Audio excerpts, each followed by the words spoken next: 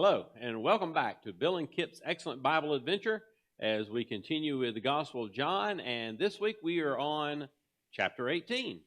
We're continuing the story of the latter part of the last week of the life, the earthly ministry of Jesus. And so we're going to be looking at several pivotal moments, and we're introducing a new player or two, I guess, along the way in the story of the latter part of Jesus' ministry. And today we have hit the jackpot on different things that not we will one, use. Not two, but three objects that cost us nothing. Absolutely.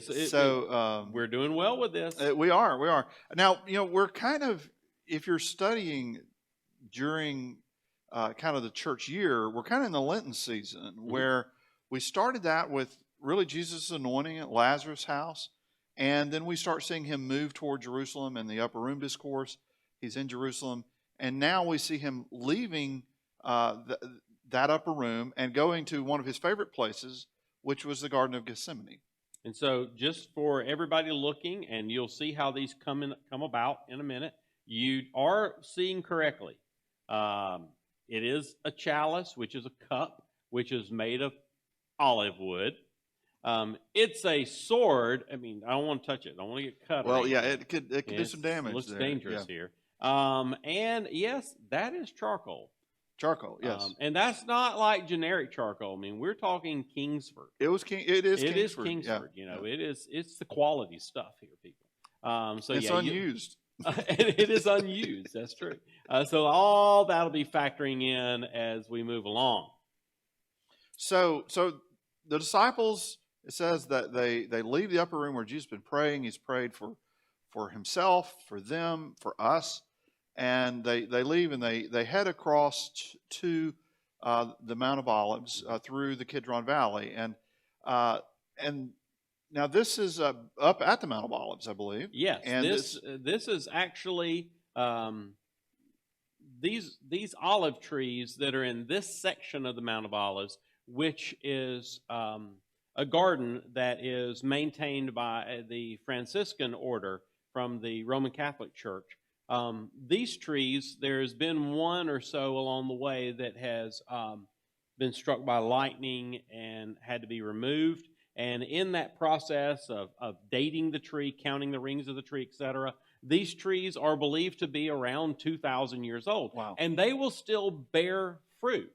It doesn't happen every year, but they will actually still bear olives. And so it's amazing to think that some of these trees might have been young saplings in the time of Jesus on the night when he and the disciples head up into the garden area.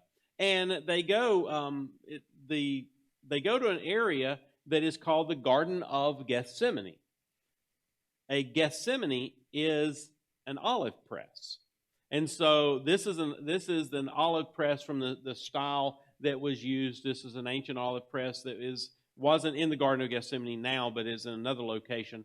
But simply where they go, it's the Garden of the Olive Press on the Mount of Olives. Now, if you're looking at the Mount of Olives from Jerusalem, looking across the Kidron Valley, there's a couple of things that are noticed very quickly. One is that there's a large Jewish cemetery that runs down the side of the Mount of Olives. It's a tradition, very holy tradition of the Jewish people to be buried on the side of the Mount of Olives, looking toward the eastern gate of the city, where above it would be the temple, because it's believed that Messiah would come down the Mount of Olives and would cross the Kidron Valley, enter into the city through the eastern gate, and go into the temple area.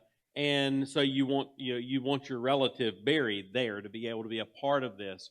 Of course, we believe that Jesus does every bit of that, and did that when he entered, as we talked about earlier in an earlier episode on Palm Sunday, when he enters the city. But where he goes, when you're also looking at the side of the Mount of Olives, you have the cemetery, and then you have olive trees. Still today, you have groves of olive trees that cover the hillside, and so this is an area they go to. There's an olive press there. There are olive trees there. It's quiet. At It's night, it would be peaceful. a peaceful place. It'd be beautiful. There's also a church that is there that is wonderful. It's called the Church of All Nations, designed by Antonio Barluzzi for the Roman Catholic Church. And inside the church, any time of day you go in there, it feels like it's night because of the way the church is designed and the way the ceiling is designed. It looks like a starry night is over you as you go in, and the lighting is just right for you to be able to make your way around and to go up and to kneel and to pray in what you would feel like was the ancient Garden of Gethsemane. So they were there at night. They had just left this meal. They go there to pray, really, and kind of spend the evening. And but it's interrupted, and it's interrupted by our sword, really. Judas, whom Jesus had predicted would betray him. We're not quite sure how. Judas had slipped out, sort of the meal. When they get to the Garden of Gethsemane, not a surprise because Jesus went there a lot. Judas shows up with the temple guards, right? Because finally the temple guards are ready to act. For whatever reason, Judas decides that it's time for him to be done with Jesus, because his understanding of where this was going or what the kingdom was supposed to be about, or for whatever reason, he just decided he was done with Jesus. And so he goes to the temple guards and in other gospels makes a deal essentially to betray him. And so as they're there, Peter, who is always our most boisterous, always doing the thing that he should have thought about it first, pulls out his sword and begins to defend Jesus, which is opposed to what Jesus' whole understanding of what it means to be a servant, right, what it means, his purpose in really becoming a sacrifice, and cuts off the ear of, is it Malchus, I believe? Malchus, the servant of the high priest. And so cuts his ear off. And now let's just be clear. My guess all these years is that Peter was not so fine a swordsman that he said, I'm going to threaten them, I'm going to strike a blow that will cause them to understand that I have great skill and they should all leave Jesus alone and flee. Therefore, I shall only precisely cut the ear off of the servant. I suspect that Peter was swinging for the head, trying to take the whole head off, and only got an ear. Yeah, Peter feels more like the just start swinging and see what happens kind of guy. Let's just go in, swords ablazing, and see what happens. And suddenly there's just one ear, and of course Jesus reaches up and just heals the ear. And you'll notice in as John records all of this, as Judas is betraying him, and the guards are asking, "Are you the one?"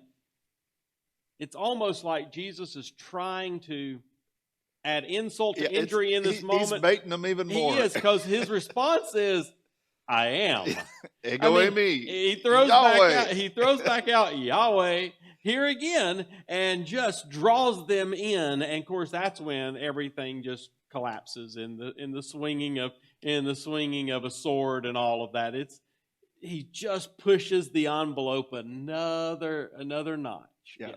And truly, it is his time. And he often talks about the cup, and there's another reason to have the cup here, that there was a sense in him, and he had kind of covenanted his role in the Godhead was to become part of the world, but it was ultimately, he knew that he was to become that sacrificial lamb.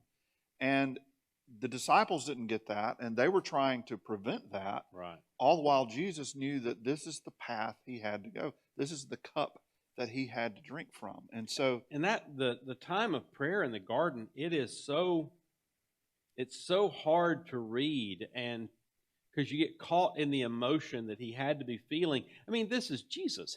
He knows the story of God's people, and he knows the story that's about to unfold for him over the next few hours, and he's praying this prayer of, if there's another way, it's probably time for that. Yes, a good time for Plan B. Yes, I mean, and as you're on the mount, as you're in the Garden of Gethsemane, you're looking at Temple Mount. We have to remember that Temple Mount, the temple is built on Mount Moriah, is the base of is truly Temple Mount. Herod the Great had changed its footprint along the way, but it's still Mount Moriah. It was on Mount Moriah that Abraham took Isaac and went up on Mount Moriah to sacrifice his son. But right at the end, when he had his sword out, his knife out, there was a ram caught in the thicket. Plan B did show up. Plan B showed up. And so the ram was sacrificed on the altar that Abraham and Isaac had built together. Well, God and Jesus have been building this process together. It's, from being sent into the world, born of Mary and raised by Mary and Joseph and all that. They've been building this altar for quite a while, but now Jesus is in the garden going, hey, if there's going to be another ram of some sort, it's probably time for us to hear that, for us to sort of hear about that, because this thing's picking up steam. Yeah, I hear them coming. Yeah, I hear chains and swords and armor clanking up the hillside. We might need Plan B. But if there's not a Plan B, if there's not something that you're doing that I'm not even aware of, if what we've talked about, if what I was sitting here for is really it, then I'm going to drink the cup. I'm going to do it. And I mean, it's an emotional moment of Jesus in the garden, and then betrayal comes. Yeah, the human side of him going, if there's another way. Yeah. And then there's that other part of the Godhead that says, but this is why I came. Yeah. So he's betrayed by Judas, and then he's taken by the soldiers down this path. Right. Well, this is leading up, and so he's taken by the soldiers down the winding path, down the rest of the Mount of Olives. He's taken in chains across the Kidron Valley, and then they hit this stairwell and this stair area that comes up from the Kidron Valley up to the compound of the high priest, where Caiaphas is living. And so they bring him up this stairway. They have it blocked off now where you can't walk on it because the stones, they don't want anything else to happen to them. But you come up this stairway, and they actually have a relief at the top of the stairs. They have a relief showing them, pulling him up the stairs and threatening him and swatting at him with the whip, etc., as they bring him up to the home of Caiaphas. And they take him in, and they place him in, actually in a holding cell that was underneath Caiaphas. Jesus isn't the first person arrested by the temple guards and brought to Caiaphas. At one point in the Acts of the Apostles, Peter and John are arrested at the temple and brought to the home of Caiaphas. Anytime there was a religious dispute, this is kind of where the court happened. That's right. And they would place him in, they put Jesus under the house in a cave that you can still go down into, and then they've rebuilt the house above it, and there's also a church and all above it as well. And there's a hole in the floor, and your arms were lashed together while you were there, and that was how they would attach you to the wall. But it's also what they would use by then wrapping another rope through that X, and they would pull you up through that hole and then make you kneel on the floor in front of the high priest, in front of the Sanhedrin, as they would interrogate you, as they would actually adjudicate your case.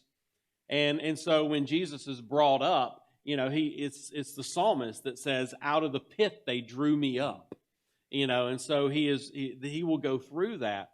And just outside there, where Jesus is now drawn up, and he is in front of Caiaphas and his father-in-law Annas and the members of the Sanhedrin, you can see through the open area out to a courtyard.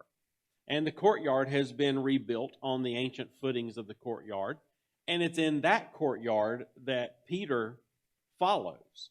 Now, all the other, James and John are not really there. The other disciples are not even in the Garden of Gethsemane with him at the time.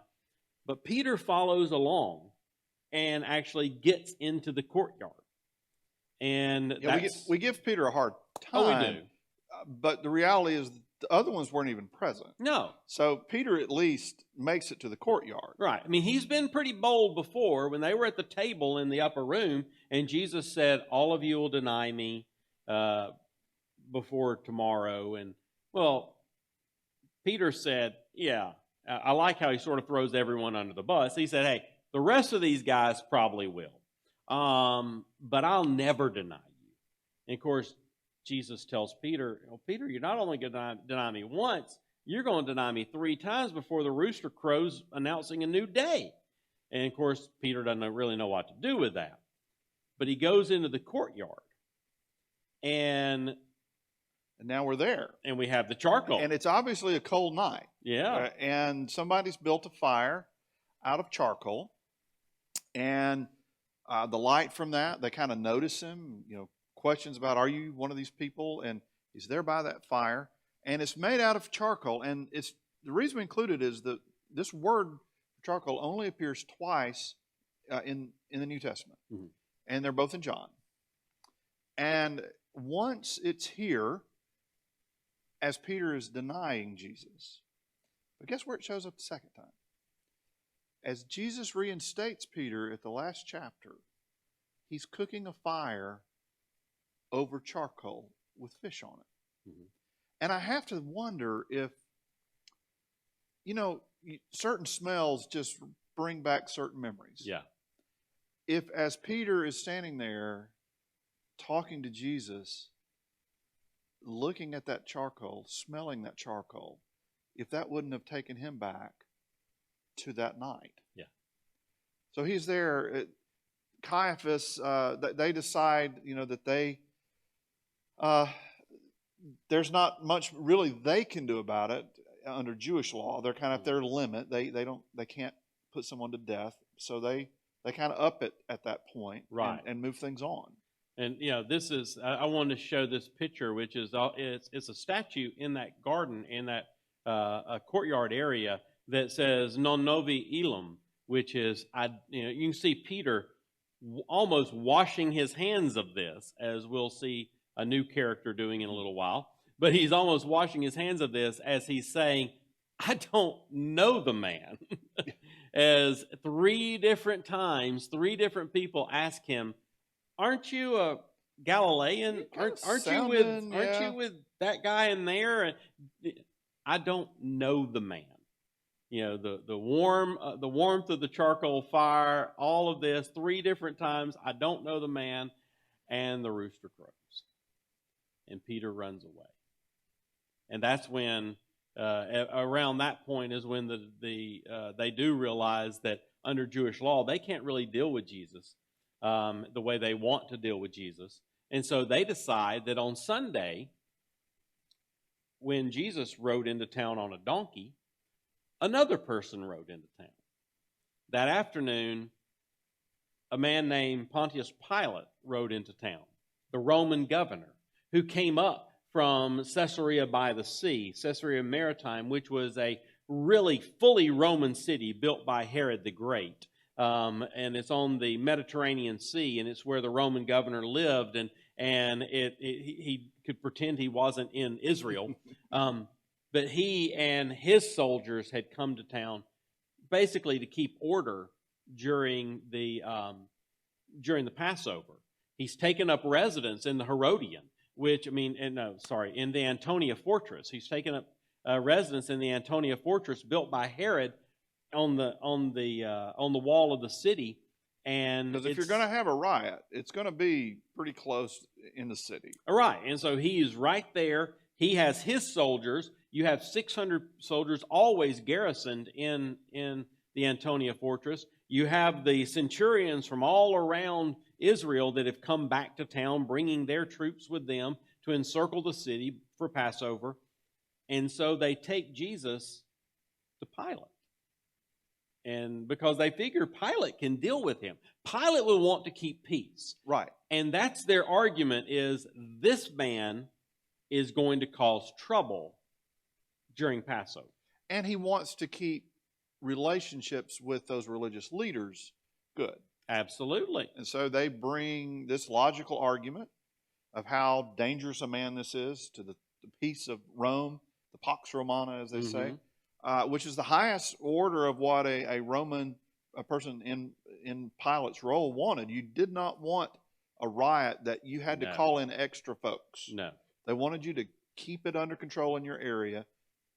And so they're saying, this man's claiming to be a king, which usurps, Caesar. I mean, this guy you need to deal with. Right.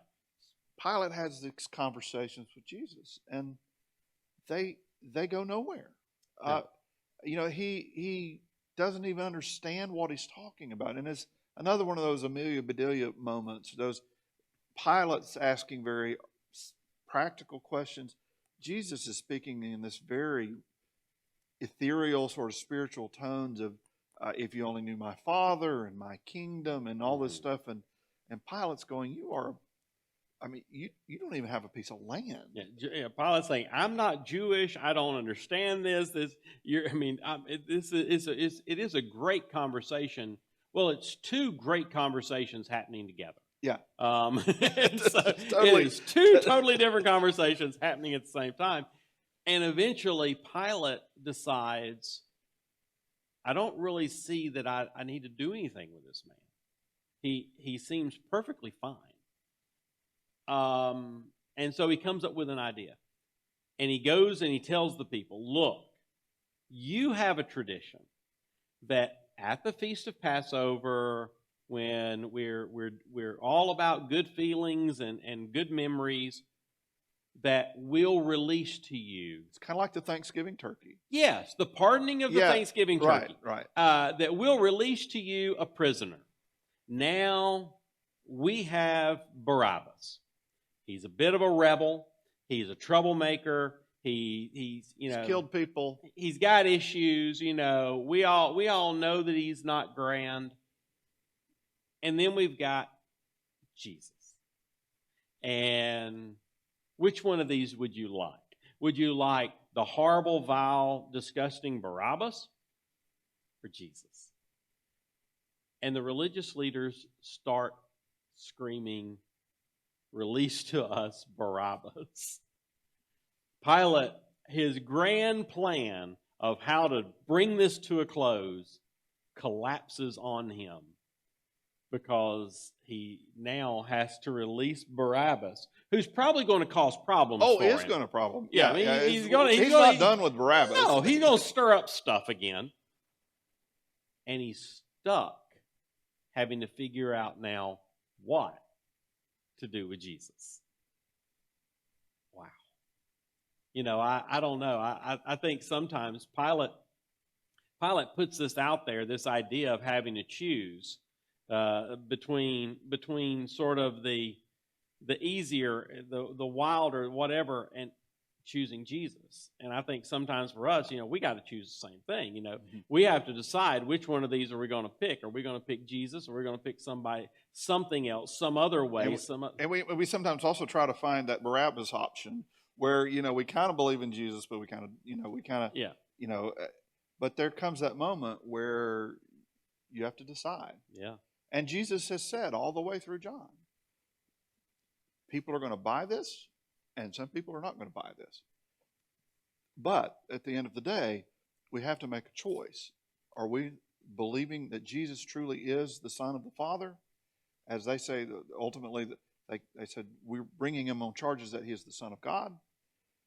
Or do we believe that he was this sort of odd person who, as C.S. Lewis used to say, Jesus was either a liar, a lunatic, or